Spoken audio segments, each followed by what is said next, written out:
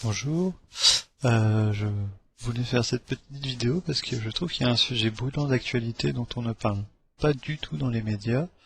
Alors par contre malheureusement je ne suis pas capable de parler à la caméra comme ça de façon constante et consistante, donc j'ai préparé un petit texte et j'espère que le fait de passer mon temps à le lire ne sera pas trop dommageable pour la vidéo. Alors donc en ce moment, un événement critique pour notre avenir est en train de se jouer, à savoir le traité transatlantique. Si vous êtes encore un peu dans l'origanon des médias, et même si vous ne l'êtes pas d'ailleurs, vous remarquez que la mondialisation a à minima des effets légèrement pervers. Plus les entreprises se regroupent et créent de grands groupes, plus nos libertés individuelles de citoyens semblent légèrement diminuer, et moins l'État semble à même de nous protéger. Un assemblage des plus puissants, ces regroupements conduisent donc à des lobbies, qui sont un assemblage des plus puissants de chaque secteur.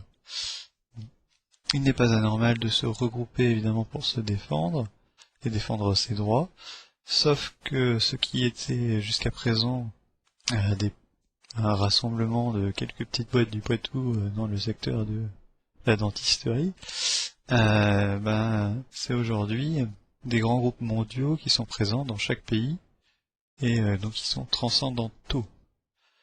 On en veut pour simple preuve un phénomène de mimétisme de plus en plus important. Paris n'a jamais autant ressemblé à New York ou à Londres ou à n'importe quelle ville. En fait, on voit partout les mêmes marques qui se développent. Même si on notera quand même que les grands groupes, les grandes entreprises ont une maison mère mondiale, et après ils arrivent quand même à décliner en petites marques locales pour que ça fasse un petit peu moins visible. Donc tous les enseignes de groupes Champion, Rallye, Intermarché, Shopee, etc. Tous ces groupes-là, tous ces petites enseignes de magasins en France sont la plupart du temps appartenant à deux ou trois groupes. Enfin, pas la plupart du temps, il y a 3 groupes en France, Carrefour, Leclerc et je sais plus lequel le troisième.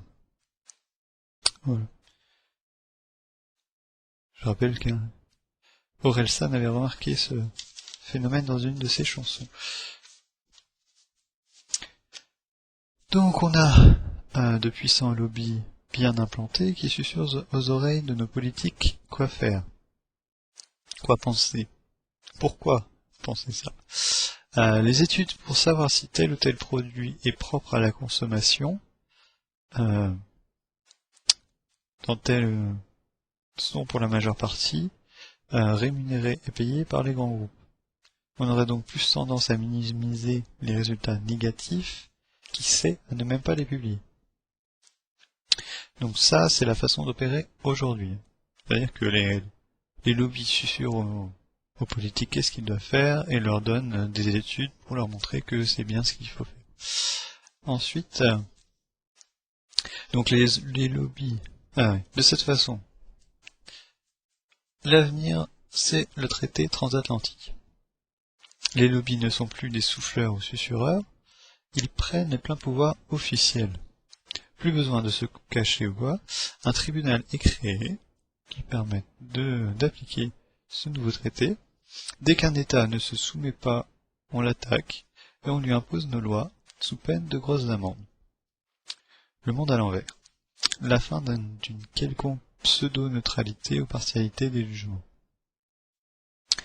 Si c'est ce que vous voulez, ne parlez pas du traité transatlantique autour de vous. Il est en train de se négocier en ce moment, alors qu'on vous parle, notamment, à quel point c'est pas bien de mettre en écoute un ancien président, et que les politiques nous ont menti sur le jour exact où ils ont su quand est-ce que ils ont su qu'on était écoutés, tout ça, c'est très important.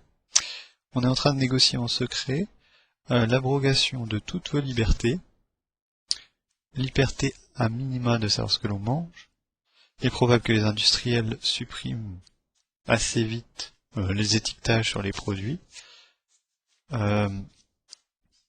Également la fin de notre politique contre les OGM, puisqu'on rappellera que ce traité est pour un lissage des normes aux États-Unis, en Europe, etc., pour que le marché soit équivalent.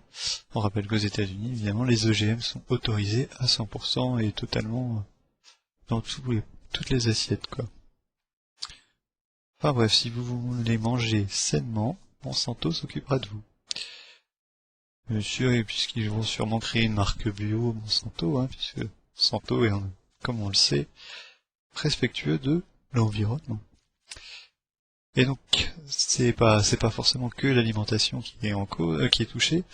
On a aussi Internet, qui est évidemment le sujet flambant pour eux, puisque à cause d'Internet, les gens arrivent à avoir une certaine information et à passer à travers des mailles du filet.